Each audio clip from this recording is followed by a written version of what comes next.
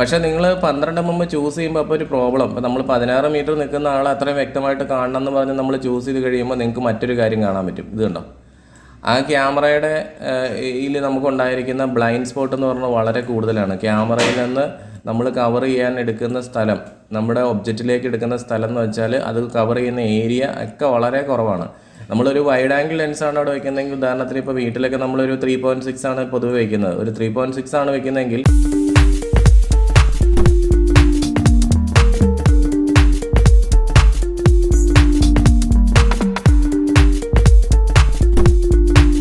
Hi friends, ഇപ്പം നെക്സ സിസ്റ്റത്തിൻ്റെ പുതിയ വീഡിയോയിലേക്ക് എല്ലാവർക്കും സ്വാഗതം. എന്നെ ഒരുപാട് ആൾക്കാർ ഇങ്ങനെ വിളിക്കാറുണ്ട്. നമ്മൾ വീട്ടിൽ ക്യാമറ ഇൻസ്റ്റലേഷൻ ചെയ്യുമ്പോഴത്തേക്കും നമ്മൾ എന്തൊക്കെയാണ് ശ്രദ്ധിക്കേണ്ടത്, അതുപോലെ നമ്മൾ ഏത് ക്യാമറ ഇൻസ്റ്റലേഷൻ ചെയ്യണം, നമ്മൾ ഏത് ക്യാമറ ചൂസ് ചെയ്യണം, ഇങ്ങനെ ഒരുപാട് ഡൗട്ടുകളൊക്കെ ആയിട്ട് ആൾക്കാർ വിളിക്കാറുണ്ട്. അപ്പോൾ ഇന്നത്തെ എൻ്റെ വീഡിയോ എന്ന് പറഞ്ഞാൽ അങ്ങനെയുള്ള ഡൗട്ട് ഉള്ള ആളുകൾക്കുള്ളൊരു മറുപടിയാണ്. അപ്പോൾ ഞാൻ ഇതുപോലെ തന്നെ അടുത്ത ഒരു വീഡിയോ ചെയ്യാൻ ഉദ്ദേശിക്കണമെന്ന് വെച്ചാൽ നമ്മുടെ ഫ്ലാറ്റുകളിലൊക്കെ ക്യാമറ ഇൻസ്റ്റലേഷൻ ചെയ്യുമ്പോൾ അതെങ്ങനെയാണ് ചെയ്യേണ്ടത്, അതേപോലെ നമ്മൾ വലിയ ഗോഡൗണുകൾ, വലിയ ബിൽഡിങ്ങുകളൊക്കെ ചെയ്യുമ്പോൾ അതെങ്ങനെ നമുക്ക് ചെയ്യാൻ പറ്റും, അതേപോലെ തന്നെ റോഡിലൊക്കെ ക്യാമറ ഇൻസ്റ്റലേഷൻ ചെയ്യുമ്പോൾ അതെങ്ങനെ ഇൻസ്റ്റലേഷൻ ചെയ്യാൻ പറ്റും എന്നുള്ള കാര്യങ്ങൾ, അതുപോലെ ചൂസ് ചെയ്യേണ്ട ക്യാമറകൾ, അതിൻ്റെ ആംഗിൾ എങ്ങനെയായിരിക്കണം, ഏത് രീതിയിൽ നമുക്ക് ക്യാമറ വയ്ക്കാൻ പറ്റും, ഏത് രീതിയിലായിരിക്കണം അതിൻ്റെ റെക്കോർഡിങ്, ഇങ്ങനെയുള്ള കാര്യങ്ങളെ പറ്റിയൊക്കെ നമ്മൾ പുതിയ വീഡിയോസുമായിട്ട് നമ്മൾ വരുന്നതായിരിക്കും.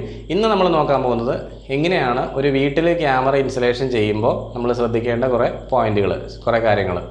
ഓക്കെ, അപ്പോൾ ഈ വീഡിയോ നിങ്ങൾ മുഴുവൻ കാണാൻ ശ്രമിക്കുക. ആദ്യമായിട്ടാണ് ഈ ചാനൽ കാണുന്നുണ്ടെങ്കിൽ നിങ്ങൾ തീർച്ചയായിട്ടും ഈ ചാനൽ ഒന്ന് സബ്സ്ക്രൈബ് ചെയ്യുക. സബ്സ്ക്രൈബ് ചെയ്യുന്നതോടൊപ്പം തന്നെ തൊട്ടടുത്ത് കാണുന്ന ബെൽ ബട്ടണോട് പ്രസ് ചെയ്ത് കഴിഞ്ഞാൽ ഞാനിടുന്ന വീഡിയോസ് അപ്പോൾ തന്നെ നിങ്ങൾക്ക് നോട്ടിഫിക്കേഷനായിട്ട് ലഭിക്കുന്നതായിരിക്കും. അതുപോലെ നമ്മുടെ ഈ ചാനലിൽ ഒരുപാട് ആൾക്കാർ വീഡിയോ കാണുന്നുണ്ട്, പക്ഷേ സബ്സ്ക്രൈബ് ചെയ്യുന്നവരുടെ എണ്ണം വളരെ കുറവാണ്.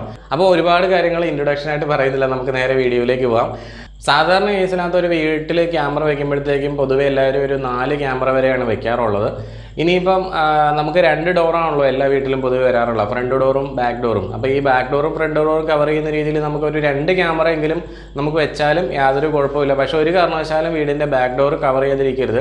അതേപോലെ തന്നെ ഒന്നിൽ കൂടുതൽ നിലകളുള്ള വീടുകളോ അല്ലെങ്കിൽ നമ്മളിനി ഫ്യൂച്ചറിൽ പണിയാൻ വേണ്ടിയിട്ടൊക്കെ നമ്മൾ ടെറസിലൊക്കെ ഒരു ഡോർ വയ്ക്കുന്നുണ്ടെന്നുണ്ടെങ്കിൽ ആ ഡോറിൽ എപ്പോഴും ഒരു ക്യാമറ മസ്റ്റായിട്ട് ഉണ്ടായിരിക്കണം. കാരണം അത് താഴോട്ട് ഇറങ്ങി വരാനുള്ള ഒരു ഡോർ ആയതുകൊണ്ട് ആരെങ്കിലും പുറത്തോട്ടൊക്കെ കയറി വന്നു കഴിഞ്ഞാൽ ഉള്ളിലോട്ട് ഇറങ്ങാൻ വളരെ ഈസി ആയിട്ടുള്ളൊരു ഡോറായിരിക്കും. പല വീടുകളിലും ആ ഡോറിനൊന്നും വലിയൊരു ബലം ഉണ്ടാവില്ല. അപ്പോൾ അതുകൊണ്ട് തന്നെ അവിടെ ഒരു ക്യാമറ നമ്മൾ ഒരിക്കലും അവോയ്ഡ് ചെയ്യാൻ പാടില്ല.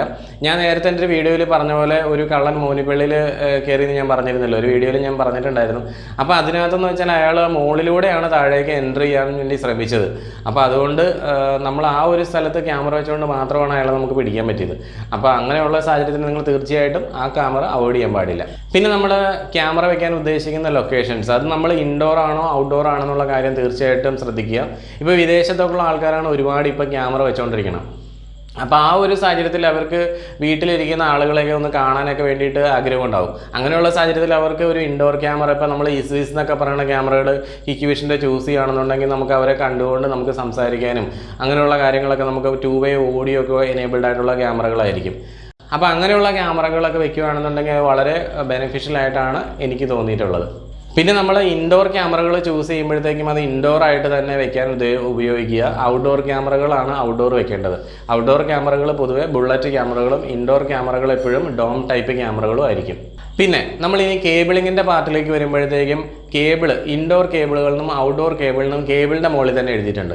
അപ്പോൾ എന്നോട് ഇന്നാളെ ഒരാൾ ചോദിച്ചു എന്താണ് ഈ ഇൻഡോർ കേബിൾ എന്ന്. ഇൻഡോർ കേബിൾ എന്ന് പറഞ്ഞാൽ ആ കേബിളിന് വളരെ അതിൻ്റെ ഔട്ടർ ഷീൽഡിന് കട്ടി കുറവാണ്. അപ്പോൾ അതുകൊണ്ട് തന്നെ നമ്മൾ ഒരിക്കലും ഒരു റോട്ടിലേക്കൊക്കെ നമ്മൾ ഇൻസ്റ്റലേഷൻ വയ്ക്കുമ്പോഴോ അല്ലെങ്കിൽ നമ്മൾ ക്യാമറ വീട്ടിൽ വെച്ചിട്ട് നമ്മുടെ മുറ്റത്തേക്കൊക്കെ ഇറക്കി നമ്മളൊരു ക്യാമറ പുറത്തൊരു പോൾ ഇട്ടിട്ടൊക്കെ വെക്കുന്ന സമയത്ത് നമുക്ക് ഒരിക്കലും ആ വയറ് വെറുതെ ഇങ്ങനെ വലിക്കാൻ പറ്റില്ല. അത് ഏതെങ്കിലും ഒരു പൈപ്പിൻ്റെ ഉള്ളിലൂടെ അല്ലെങ്കിൽ ഒരു കേസിംഗ് ഗ്യാപ്പിൻ്റെ ഉള്ളിൽ കൂടെ ഒക്കെ മാത്രമാണ് നമുക്ക് ആ ടൈപ്പ് കേബിളുകൾ വലിക്കാൻ പറ്റുക. അപ്പോൾ ഈ ഇൻഡോർ കേബിളുകൾ എപ്പോഴും ആ രീതിയിൽ ചെയ്തില്ലെന്നുണ്ടെങ്കിൽ കുറേ നാൾ കഴിയുമ്പോഴത്തേക്കും അത് ഡാമേജ് ആയി പോകും. അപ്പോൾ ഔട്ട്ഡോർ കേബിളുകൾ എന്ന് പറഞ്ഞാൽ നമുക്ക് യാതൊരു PVC കോൺഡ്യൂട്ടുകളോ അല്ലെങ്കിൽ കേസിംഗ് ഗ്യാപ്പിങ്ങോ അങ്ങനെ ഒന്നും ഇല്ലാതെ നമുക്ക് വെറുതെ വലിക്കാവുന്ന ടൈപ്പ് കേബിളുകളാണ് ഔട്ട്ഡോർ കേബിളുകൾ. പിന്നെ ഈ ക്യാമറകൾ ഒരുപാട് ടൈപ്പുകളുണ്ട്. ഞാൻ പറഞ്ഞ പോലെ ഇൻഡോർ ക്യാമറ ഔട്ട്ഡോർ ക്യാമറ മാത്രമല്ല, നമ്മൾ പാൻ ടിൽഡ് സൂമിംഗ് ഉള്ള PTZ ക്യാമറകളുണ്ട്, വെരി ഫോക്കൽ ക്യാമറകളുണ്ട്, പിന്നെ ഇൻഫ്രാറെഡ് ക്യാമറകൾ, അതായത് ഫുൾ ടൈം കളർ കിട്ടുന്ന ക്യാമറകളും അല്ലാതെ black and white night vision ക്യാമറകളുണ്ട്. അപ്പോൾ നമ്മുടെ ബഡ്ജറ്റും നമുക്ക് വേണ്ട പർപ്പസും എന്താണെന്ന് നോക്കിയിട്ട് വേണം നമ്മളൊരു ക്യാമറ ചൂസ് ചെയ്യാൻ വേണ്ടി. ഏതൊരു ക്യാമറയിലാണെങ്കിലും ലെൻസിൽ വന്ന് പതിക്കുന്ന ലൈറ്റിനെ അത് വീഡിയോ ആയിട്ട് കൺവേർട്ട് ചെയ്യുന്നത് അതിൻ്റെ ഇമേജ് പ്രോസസ്സറാണ്. സാധാരണ ഒരു ക്യാമറയുടെ ഇമേജ് പ്രോസസ്സർ എന്ന് പറഞ്ഞാൽ 1/3 ആണ്. അപ്പോൾ ഇപ്പോൾ പുതിയതായിട്ട് ഇറങ്ങുന്ന ക്യാമറകളിലൊക്കെ 1/2.7 ഒക്കെ വരുന്നുണ്ട്. അപ്പോൾ ഒരു 1/3 ക്യാമറയും ഒരു 1/2.7 ഇഞ്ച് ഇമേജ് സെൻസറും വരുന്ന ക്യാമറ ചൂസ് ചെയ്യുകയാണെന്നുണ്ടെങ്കിൽ ഏറ്റവും നല്ലതെന്ന് പറഞ്ഞാൽ 1/2.7 വരുന്നതാണ്. കാരണം എന്ന് വെച്ചാൽ ഇതിന് ഇമേജ് സെൻസറിന് കുറച്ചും കൂടെ വലിപ്പം ഉണ്ടാവും. അപ്പോൾ ക്യാമറയുടെ ഇമേജ് സെൻസറിന് കുറച്ചുകൂടെ വലിപ്പം ഉള്ളതുകൊണ്ട് ക്യാമറയുടെ ക്വാളിറ്റി, ഔട്ട്പുട്ട് ക്വാളിറ്റി എന്ന് പറഞ്ഞാൽ വളരെ നല്ലതായിരിക്കും. അപ്പോൾ ക്യാമറ ചൂസ് ചെയ്യുമ്പോൾ ഏറ്റവും ഇമ്പോർട്ടൻ്റ് ആയിട്ടുള്ള മറ്റൊരു പോയിന്റ് എന്ന് പറഞ്ഞാൽ അതിൻ്റെ ലെൻസാണ്. ക്യാമറ നമ്മളിപ്പോൾ ഒരു HD ക്യാമറയിൽ വരുന്ന ഒരു സാധാരണ HD ക്യാമറയിൽ വരുന്ന ലെൻസ് എന്ന് പറഞ്ഞാൽ അത് 3.6 mm ലെൻസാണ്. ഒരു IP ക്യാമറയിൽ വരുന്നത് 4 mm ലെൻസാണ്. അപ്പോൾ എന്താണ് ഈ ലെൻസ് കൊണ്ട് ഉദ്ദേശിക്കണമെന്ന് വെച്ചാൽ നമ്മളിപ്പോൾ ഒരു 3.6 mm ലെൻസിൻ്റെ ഒരു ആംഗിൾ വ്യൂ എന്ന് പറയുന്നത് പൊതുവേ വരുന്നത് ഒരു 70 മുതൽ ഒരു 75 ഡിഗ്രി വരെയൊക്കെ ആംഗിൾ വ്യൂ ഉണ്ടാവും. അപ്പോൾ ആ ക്യാമറയുടെ ലെൻസ് നമ്മൾ ക്യാമറ വെച്ചതിന് ശേഷം ഒരു 3-3.5 അടി കഴിഞ്ഞിട്ടാണ് അതിൻ്റെ വ്യൂ സ്റ്റാർട്ട് ചെയ്യുന്നത്. അപ്പോൾ ഇതാണ് ഒരു 3.6 mm ലെൻസിൻ്റെ ഒരു വ്യൂ എന്ന് പറയുന്നത്. അതേസമയം നമ്മളൊരു 2.8 mm ലെൻസുള്ള ഒരു ക്യാമറയാണ് എടുക്കണമെങ്കിൽ അതിൻ്റെ ഒരു ആംഗിൾ വ്യൂ എന്ന് പറഞ്ഞാൽ ഒരു 90 ഡിഗ്രി ഒക്കെ വരെ അതിൻ്റെ ആംഗിൾ വ്യൂ ഉണ്ടാവും. അത് മാത്രമല്ല അതിൻ്റെ വ്യൂ തുടങ്ങുന്നത്, ഇപ്പോൾ ക്യാമറ വെച്ച പോയിന്റിൽ നിന്ന് അതിൻ്റെ വ്യൂ തുടങ്ങുന്നത് വെച്ചാൽ ഒരു 2.5 അല്ലെങ്കിൽ 2 അടിക്ക് താഴെ ആയിരിക്കും. ഇപ്പോൾ നിങ്ങൾ കണ്ടുകൊണ്ടിരിക്കുന്ന ഒരു CCTV ക്യാമറയുടെ ഒരു സിമുലേറ്ററാണ്. ഇവിടെ ഇപ്പോൾ നമുക്ക് ലെഫ്റ്റ് സൈഡിൽ കാണുന്നത് 1/3, അതായത് ഞാൻ പറഞ്ഞ പോലെ 1/3 ഒരു ഇമേജ് സെൻസറുള്ള ക്യാമറ. ഇതിനകത്ത് നമുക്ക് ഏത് ക്യാമറ വേണമെങ്കിലും അതിനകത്ത് ചൂസ് ചെയ്യാൻ പറ്റും. അപ്പോൾ ഇവിടെ പല പല മോഡൽസ് ഉണ്ട്.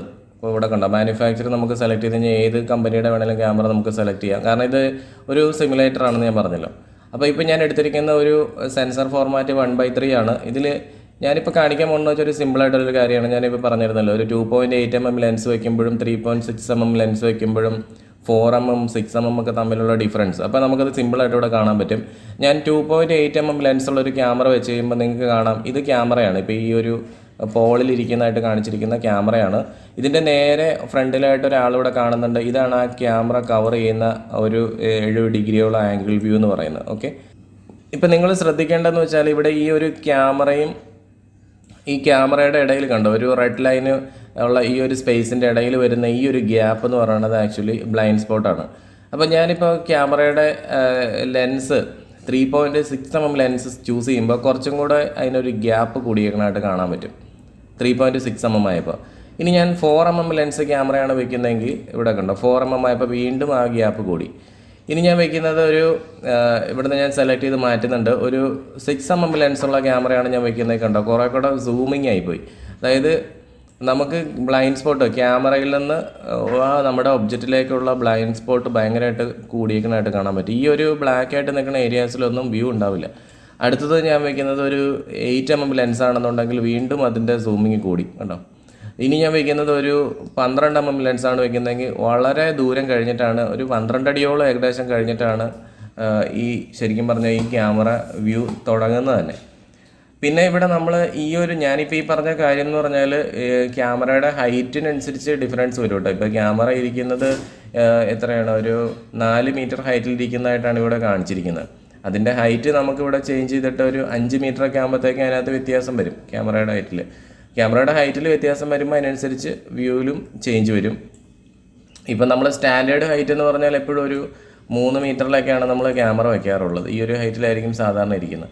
അപ്പോൾ ഞാൻ പറഞ്ഞു എന്ന് വെച്ചാൽ നമ്മൾ ഒരു 2.8 mm ലെൻസുള്ള ക്യാമറയാണ് വയ്ക്കുന്നതെങ്കിലാണ് ഒരു ലിഫ്റ്റിൻ്റെ ഉള്ളിൽ അല്ലെങ്കിൽ അങ്ങനെയുള്ള ഏതെങ്കിലും ഒരു ചെറിയ സ്പേസിലൊക്കെ വളരെ ക്ലിയർ ആയിട്ടുള്ളൊരു വ്യൂ നമുക്ക് കിട്ടുന്നത്. അതായത് നിയർ വ്യൂ നമുക്ക് സ്റ്റാർട്ട് ചെയ്യുന്നപ്പോഴും ഒരു 2.8 mm ലെൻസ് ഉള്ളതായിരിക്കും.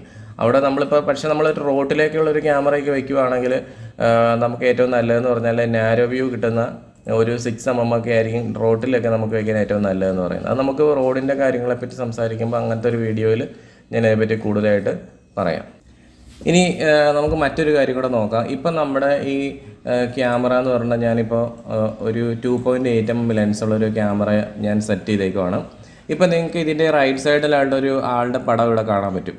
അപ്പോൾ ഇത് എത്രത്തോളം ക്ലിയർ ആണെന്നുള്ള കാര്യം അറിയില്ല. എന്താണെങ്കിലും 16 മീറ്റർ ഡിസ്റ്റൻസിലാണ് ഇപ്പം നമ്മൾ അയാളെ നിർത്തിയിരിക്കുന്നത്. 16 മീറ്റർ ഡിസ്റ്റൻസ്, അതായത് ഈ നിൽക്കുന്ന ആളുടെ മുഖം ഒരു ഒരു 2.8 mm ലെൻസിനകത്ത് 16 മീറ്റർ ഡിസ്റ്റൻസിൽ ഒരാൾ നിൽക്കുമ്പോൾ ഈ രീതിയിലും, നമ്മളൊരു 3.6 mm ലെൻസിൽ ആ ആൾ 16 മീറ്റർ ഡിസ്റ്റൻസിൽ നിൽക്കുമ്പോൾ ഈ രീതിയിലും, ഒരു 4 mm ലെൻസിൽ അയാൾ നിൽക്കുമ്പോൾ ഈ രീതിയിലും, നമ്മളൊരു 6 mm ലെൻസുള്ള ക്യാമറയിൽ വയ്ക്കുമ്പോൾ അയാൾ ഈ രീതിയിലായിരിക്കും. അതായത് 16 മീറ്റർ, ഞാനിപ്പോൾ അയാൾ അവിടെ നിന്ന് മാറ്റുന്നില്ല, 16 മീറ്ററിൽ തന്നെ അയാൾ നിൽക്കുന്നത്.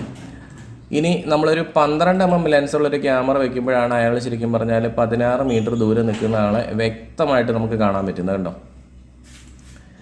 12 mm ലെൻസ്. ഇനി അതിലും കൂടിയ ലെൻസുകളിവിടെ ഉണ്ട്. നമുക്ക് നോർമൽ ഒരു വീട്ടിലൊക്കെ ഉപയോഗിക്കുന്ന ലെൻസുകൾ മാക്സിമം 12 mm വരെ വരുള്ളൂ.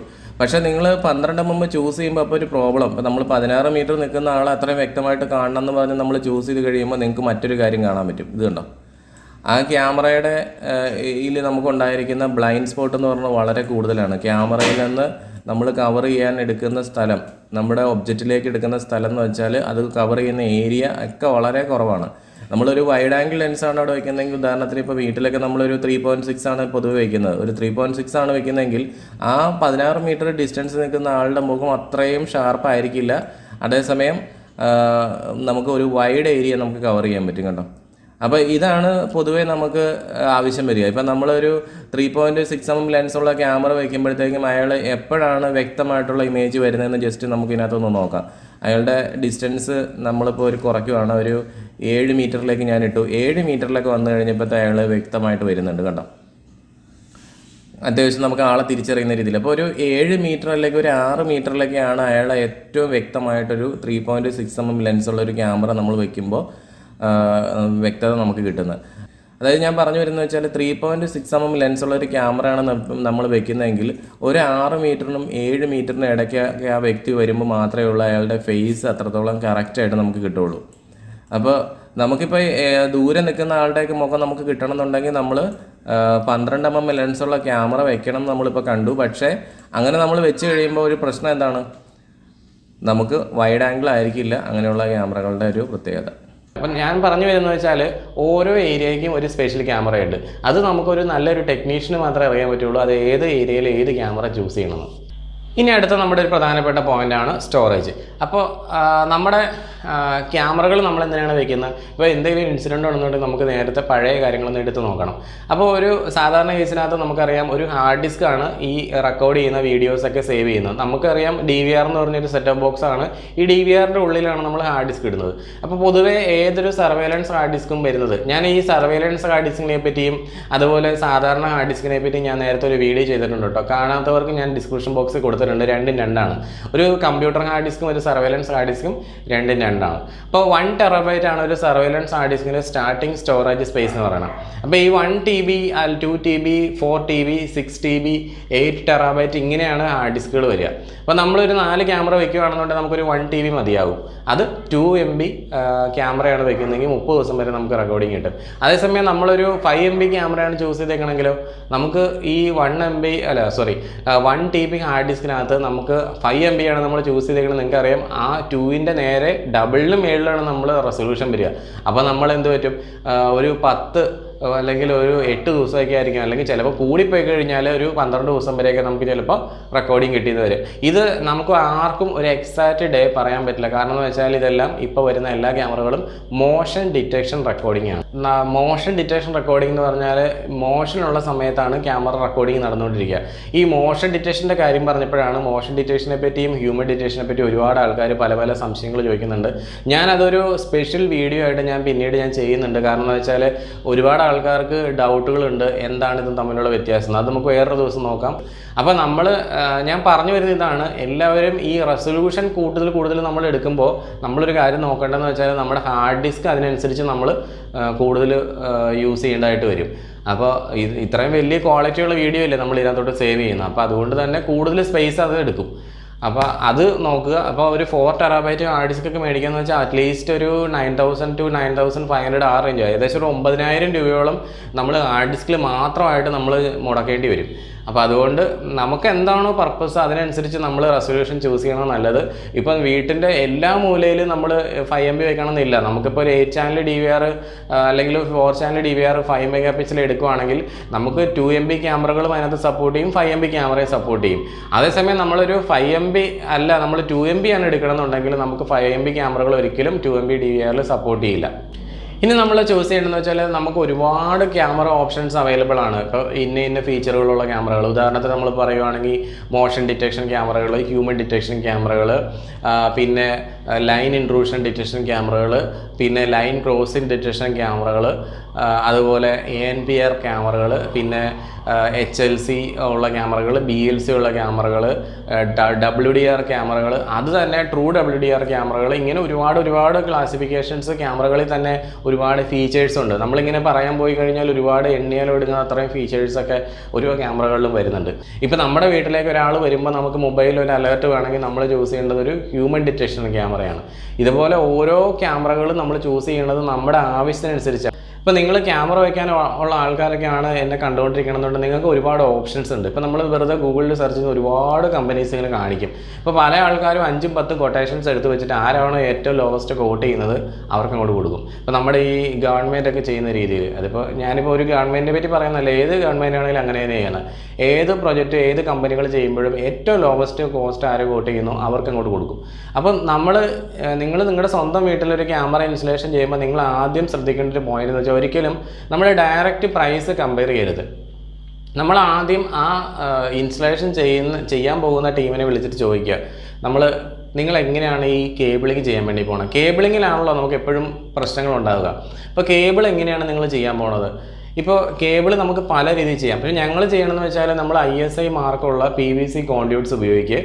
ഞങ്ങൾ ISI മാർക്കുള്ള ആ PVC കോൺഡ്യൂട്ട്സുകൾ സോൾവെൻറ്റ്, പൈപ്പ് ഒട്ടിക്കുന്ന സോൾവെൻറ്റ് ഉപയോഗിച്ച് കൂട്ടി ഒട്ടിച്ച് അതിൻ്റെ ഉള്ളിലൂടെ വയർ നമ്മൾ കടത്തിയിട്ട് നമ്മൾ സ്ക്രൂവും ഗ്രിപ്പും ഉപയോഗിച്ചിട്ട് നമ്മൾ ഭിത്തിയിൽ സ്ക്രൂ ചെയ്ത് വയ്ക്കുകയാണ് പതിവ്. അപ്പോൾ ഈ രീതിയിൽ നമ്മളൊരു ഇൻസ്റ്റലേഷൻ ചെയ്യുമ്പോൾ ഞങ്ങൾ എടുക്കുന്ന സമയം, ഇപ്പം ഞങ്ങൾ എന്ന് മാത്രമല്ല എന്നെ കണ്ടുകൊണ്ടിരിക്കുന്ന ബാക്കിയുള്ള ഒരുപാട് ഇൻസ്റ്റലേഷൻ നല്ല രീതിയിൽ ചെയ്യുന്ന ഒരുപാട് ആൾക്കാരുണ്ട്.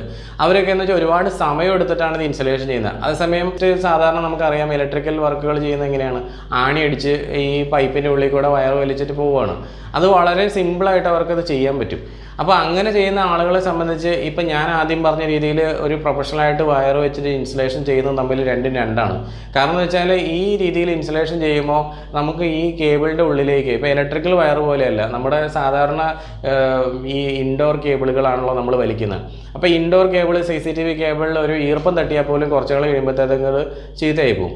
പിന്നെ ഇതിനുള്ളിലൂടെ നമ്മൾ ഏതെങ്കിലും ഇലക്ട്രിക്കൽ വയറിനകത്തോടൊക്കെ നമ്മൾ കയറ്റി വലിച്ചു പോയി കഴിഞ്ഞാൽ അത് ഫ്യൂച്ചറിൽ വരുമ്പോഴത്തേക്കും ക്യാമറയിൽ ബ്ലറൊക്കെ ആവും. അപ്പോൾ നല്ല രീതിയിലൊരു ഇൻസ്റ്റലേഷൻ ചെയ്യുന്ന ആളെ സംബന്ധിച്ച് ഇപ്പോൾ നിങ്ങൾക്ക് അറിയാം 65 രൂപയ്ക്ക് അടുത്ത് വിലയുണ്ട് ഒരു ISI മാർക്കുള്ള PVC കോൺഡ്യൂട്ടിന്.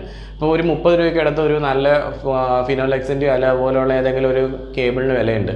അപ്പോൾ അത് രണ്ടും കൂടെ കൂടുമ്പോൾ തന്നെ അത് 90 രൂപയ്ക്ക് മേളിലായി. പിന്നെ അതിൻ്റെ സ്ക്രൂവും ഗ്രിപ്പും ക്ലാമ്പും അതുപോലെയുള്ള ബാക്കിയുള്ള ഫിറ്റിങ്സൊക്കെ വരുമ്പോഴത്തേക്കും എങ്ങനെയായാലും ഒരു 80 രൂപയെങ്കിലും ഒരു മീറ്ററിൽ ഇടാതെ അല്ലെങ്കിൽ 75 രൂപയെങ്കിലും ഇടാതെ ഒരിക്കലും ഒരു നല്ല രീതിയിൽ ഇൻസ്റ്റലേഷൻ ചെയ്യുന്ന ആൾക്ക് മുതലാവില്ല.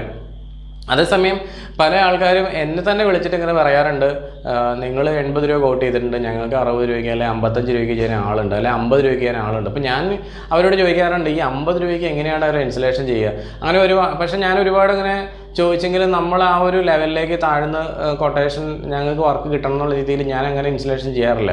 കാരണം എന്ന് വെച്ചാൽ ഞങ്ങൾ ഇൻസ്റ്റലേഷൻ ചെയ്യുമ്പോഴത്തേക്കും ഞങ്ങൾ ഒരു രണ്ടാമതൊന്നും പോകേണ്ട രീതിയിൽ ഞാൻ ഇൻസ്റ്റലേഷൻ ചെയ്യാറില്ല.